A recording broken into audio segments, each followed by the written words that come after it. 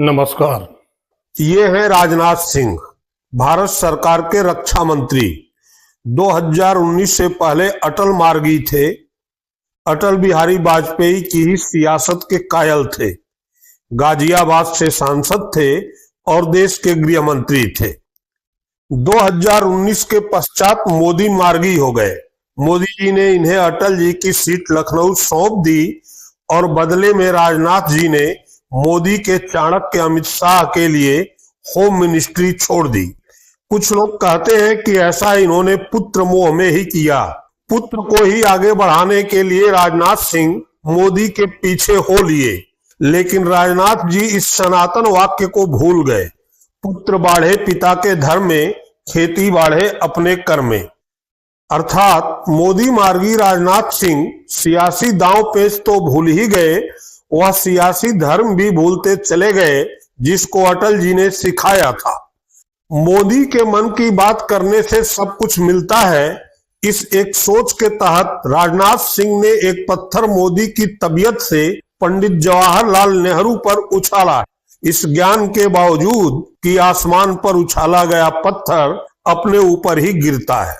इस वीडियो में मैं राजनाथ सिंह की ही वीडियो से ये साबित करूंगा कि राजनाथ सिंह ने अपनी खुद की तबीयत से नेहरू पर झूठ का पत्थर नहीं दे मारा है, बल्कि मोदी के कहने पर मोदी की तबीयत से नेहरू पर झूठ का पत्थर उछाला है। ऐसा मैं इसलिए कह रहा हूं कि मैं इतिहास विषय से स्नातकोत्तर हूं। मीडिया के सबसे बड़े ग्रुप दैनिक जागरण में 26 वर्षों तक संवाद सहयोगी से लेकर आउटपुट एडिटर तक के रूप में काम कर चुका हूं। बस्ती शहर में लाल कृष्ण आडवाणी के साक्षात्कार से लेकर अमरोहा जिले के गजरौला में मोदी की जनसभा तक को कवर कर चुका हूं।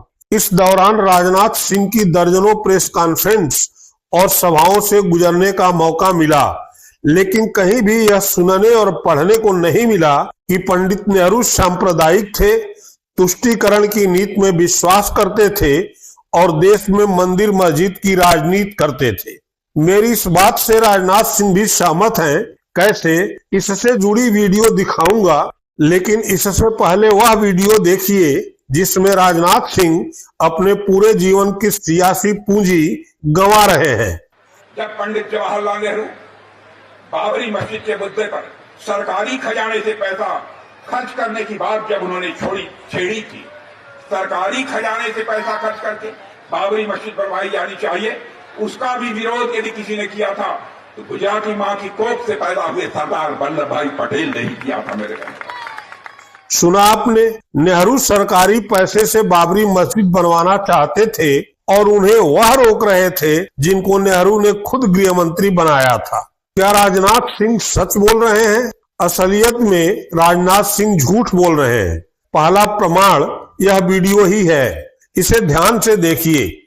राजनाथ सिंह इस एक वीडियो में विचार नहीं व्यक्त कर रहे हैं, लिखा हुआ भाषण पढ़ रहे हैं जो मोदी जी ने लिखकर दिया है। पहले मोदी के पन्ने को पढ़ रहे हैं और फिर बोल रहे हैं।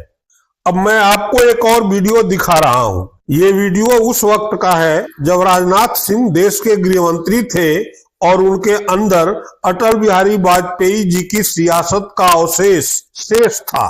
इस खास वीडियो में राजनाथ सिंह दिल से बोल रहे हैं। क्योंकि लिखा हुआ नहीं, मन से पढ़ रहे हैं। इस वीडियो को थोड़ा समय देकर देखिए। यह वीडियो राजनाथ के नेहरू दर्शन को बिल्कुल स्पष्ट कर देगी। ये एक वीडियो आपको राजनाथ सिंह के जरिए न केवल पंडित नेहरू के बारे में बहुत कुछ बताएगी, बल्कि ये भी साबित कर देगी कि देश निर्माण में लगे पंडित नेहरू के पास मंदिर मस्जिद के लिए समय ही नहीं था। इस सच्चाई को कोई नकार नहीं सकता। पंडित जवाहरलाल नेहरू एक बहुत ही मजे हुए और अनुभवी स्वतंत्रता संग्राम सेनानी थे। यह भी हकीकत है कि 17 वर्षों तक वो भारत के प्रधानमंत्री भी रहे। यदि मैं पंडित जवाहरलाल नेहरू के संबंध में यह कहूं कि भारत में प्रजातंत्र की इमारत को मजबूत बनाने में अप्रयास करने वालों में प्रमुख नेता यदि कोई था तो उस नेता का नाम है पंडित जवाहरलाल नेहरू। आप कैसे इस बात को नकार सकते हैं? वयस्क मताधिकार पर आधारित जनतंत्र, संप्रभुता संपन्न संसद, स्वतंत्र न्यायपालिका और स्वतंत्र प्रेस, यह किसकी देन है? यह उन महानुभावों की देन है जिन्होंने कि भारत को आजाद होने के बाद किसी न किसी रूप में अपनी भूमिका का निर्वाह किया है, और प्रधानमंत्री के रूप में पंडित जवाहरलाल नेहरू ने इस भूमिका का निर्वाह किया है। इसलिए मैंने उन्हें कहा कि भारत में प्रजातंत्र की इमारत को मजबूत बनाने में अथक प्रयास करने वाला यदि कोई व्यक्तित्व है तो उस व्यक्तित्व का नाम है पंडित जवाहरलाल नेहरू। इतना ही नहीं, इंडस्ट्री तो सब अपनी जगह पर भी, मैंने भारतीय नवयुवकों की मेधा, उनकी प्रतिभा, उनकी विज्ञान के प्रति अभिरुचि कैसे बढ़े, इसके लिए भी कई शिक्षण संस्थाओं की स्थापना भी उस समय हुई थी। Indian institute of management, Indian institute of technology और इंडियन इंस्टीट्यूट ऑफ साइंस, कई ऐसी संस्थाओं की स्थापना हुई। पंडित जवाहरलाल नेहरू इस हकीकत को समझते थे कि भारत को ये दुनिया के विकसित देशों की कतार में लाकर हम खड़ा करना चाहते हैं, तो जब तक विज्ञान और प्रौद्योगिकी यानी साइंस और टेक्नोलॉजी में भारत ऊंचाइयों को नहीं हासिल करेगा, तब तक हम भारत को दुनिया की डेवलप्ड कंट्रीज की क्यू में खड़ा नहीं कर सकते। यह उनकी सोच थी। बच्चों के अंदर वैज्ञानिक अभिरुचि बढ़नी चाहिए, इस पर पंडित जवाहरलाल नेहरू का विशेष आग्रह था।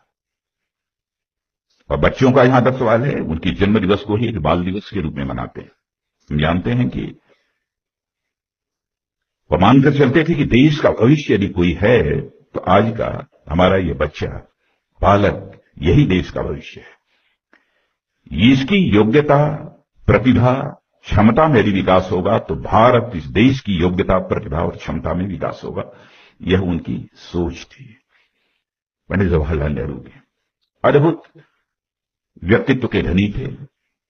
मुझे याद है जब उनका स्वर्गवास हुआ था, देहावसान हुआ था, केवल भारत के समाचार पत्रों में ही उनके बारे में बहुत कुछ लिखा गया हो ऐसा नहीं था, बल्कि मैं कह सकता हूं दुनिया के जो ताकतवर देश माने जाते हैं, जो विकसित देश उस समय माने जाते थे, वहां के समाचार पत्रों ने प्रमुखता से पंडित जवाहरलाल नेहरू के व्यक्तित्व के बारे में लिखा था और उसकी भूरी भूरी उन्होंने प्रशंसा की थी। अंतर्राष्ट्रीय स्तर का यह एक व्यक्तित्व था पंडित जवाहरलाल नेहरू का। शायद बहुत सारे लोगों की जानकारी है अथवा नहीं है, मैं नहीं कह सकता हूं, लेकिन मुझे याद है कि एक बार जब स्वेज नहर को लेकर एक विवाद खड़ा हुआ था, अरब देशों और इजराइल के बीच जब संघर्ष हुआ था, तो उस समय अरब देशों का भी पश्चिमी देशों के ऊपर, माने अमेरिका वगैरह के ऊपर भी कोई बहुत विश्वास नहीं रह गया था। कौन हस्तक्षेप करे, कौन मध्यस्थ की भूमिका निभाए ताकि यह संघर्ष अरब देशों और इजराइल के बीच यह समाप्त हो जाए। हो तो नहीं पाया था, लेकिन नाम यदि उस समय के राष्ट्रपति आइजनहावर ने भी सोचा था किसी का, तो पंडित जवाहरलाल नेहरू का नाम सोचा था। मैंने इस अंतर्राष्ट्रीय स्तर का ऐसा एक व्यक्तित्व पंडित जवाहरलाल नेहरू का। जहां तक आर्थिक नीतियों का प्रश्न है, मैं जानता हूं कि आर्थिक नीतियों पर कभी सामान्यतः एक मत नहीं होता है, कंसेंसस नहीं बनता है, लेकिन मैं उनकी सूझबूझ की मैं दाद देना चाहता हूं, उसकी मैं प्रशंसा करना चाहता हूं कि आजादी हासिल होने के बाद ही उनकी जो अर्थ नीति थी, इकोनॉमिक पॉलिसी थी, वो बहुत ही प्रैक्टिकल थी, व्यवहारिक थी, फॉर साइटेड थी, दूरदर्शी थी। मिक्स्ड इकोनॉमिक पॉलिसी को उन्होंने आगे बढ़ाया था, मिश्रित अर्थव्यवस्था को उन्होंने आगे बढ़ाने का काम किया पंडित जवाहरलाल नेहरू ने। पब्लिक प्राइवेट पार्टनरशिप उस समय शुरू की थी, और आज भी उस पब्लिक प्राइवेट पार्टनरशिप की अहमियत को कोई नकार नहीं सकता है। मैंने आर्थिक क्षेत्र में भी एक अपनी सोच थी उनकी, एक ऐसा व्यक्तित्व था। और उस समय सारी दुनिया जबकि दो ध्रुवों में, रूस और अमेरिका, बटी हुई थी, बाईपोलर पॉलिटी पूरे वर्ल्ड की थी, इंटरनेशनल पॉलिटी ये बाईपोलर थी। कुछ देश रूस के साथ थे, कुछ देश अमेरिका के साथ थे, यह साहस करना कि नहीं, न रूस के साथ न अमेरिका के साथ हम किसी के साथ अलाइंड नहीं होंगे, किसी के साथ हम जुड़कर नहीं चलेंगे, बल्कि नॉन अलाइंड मूवमेंट, निर्गुट आंदोलन यदि चलाने का काम यदि किसी ने किया था तो पंडित जवाहरलाल नेहरू ने किया था। यह साहस का परिचय उन्होंने दिया। क्योंकि बड़ी बड़ी ताकतों से तो सब घबराते हैं, चाहे व्यक्ति हो अथवा देश हो, लेकिन उस समय भी नॉन अलाइंड मूवमेंट को चलाना ये कोई छोटी बात नहीं थी। पंडित जवाहरलाल नेहरू ने चलाया था। हाँ, जहां तक मेरा भी प्रश्न है, उनकी बहुत सारे कुछ ऐसी नीतियां हैं जिन पर कि व्यक्तिगत रूप से मैं अपने को भी सहमत नहीं कर सकता हूं। लगता है कि कहीं ना कहीं कुछ रह गया। नीतियों पर हमारा मतभेद उनके साथ हो सकता है, लेकिन इतनी बात मैं दावे के साथ कह सकता हूं कि उनकी नीयत पर मेरा संदेह कभी नहीं हो सकता है। उनकी नीयत पर संदेह नहीं हो सकता, और नीतियों पर असहमति किसी की भी हो सकती है, उनके नीयत पर मैं संदेह नहीं कर सकता। और हमारे जैसा व्यक्तित्व जो पंडित जवाहरलाल नेहरू को देखता है, तो मैं सच बताऊं, बहुत सारी नीतियों से असहमति होने के बावजूद मैं पंडित जवाहरलाल नेहरू को राजनीतिक आईने में नहीं देख पाता हूं, नहीं देखता हूं। यदि मैं पंडित जवाहरलाल नेहरू को देखता हूं तो राष्ट्रीय आईने में मैं देखता हूं पंडित जवाहरलाल नेहरू को, राष्ट्रीय आईने में देखता हूं, और देखना भी चाहिए। भारत के वो पहले प्रधानमंत्री, मैं कभी सोचता हूं कि उनके जिस प्रकार के परिवार में वो पैदा हुए और पिताजी का जो एक हैसियत है, कोई एक स्तर उन सब की थी, इन चीज पर मुझे जरूर आश्चर्य होता है कि भाई ये इंडस्ट्रीज की बात करते थे, बड़े बड़े प्लांट्स, स्टील प्लांट्स वगैरह की बात की उन्होंने, और किया भी उस समय, बहुत कुछ किया उन्होंने। लेकिन शायद इस देश की ताकत, इस देश की अर्थव्यवस्था की ताकत जहां पर केंद्रित है, कृषि का क्षेत्र, एग्रीकल्चर सेक्टर, पंडित जवाहरलाल नेहरू की नजरों से अछूता नहीं था। पंडित जवाहरलाल नेहरू की नजरों से अछूता नहीं था। उन्होंने कहा, I am all for industry, I am all for steel plants, but I do say agriculture is far more important than any industry.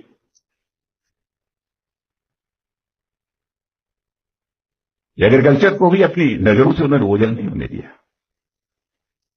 इस हकीकत को उस समय भी वो समझते थे कि केवल औद्योगिक विकास के माध्यम से हम इस देश की समस्याओं का समाधान कर पाएंगे, सभी नवयुवकों को हम रोजगार दे पाएंगे, अथवा इनकम डिस्पैरिटी, आमदनी की विषमता को हम मिनिमाइज कर पाएंगे, यह संभव नहीं है। शायद इसीलिए उन्होंने कहा कि हमारे लिए इंडस्ट्री, स्टील प्लांट से भी ज्यादा महत्व यदि है तो देश की कृषि का है, कृषि क्षेत्र का।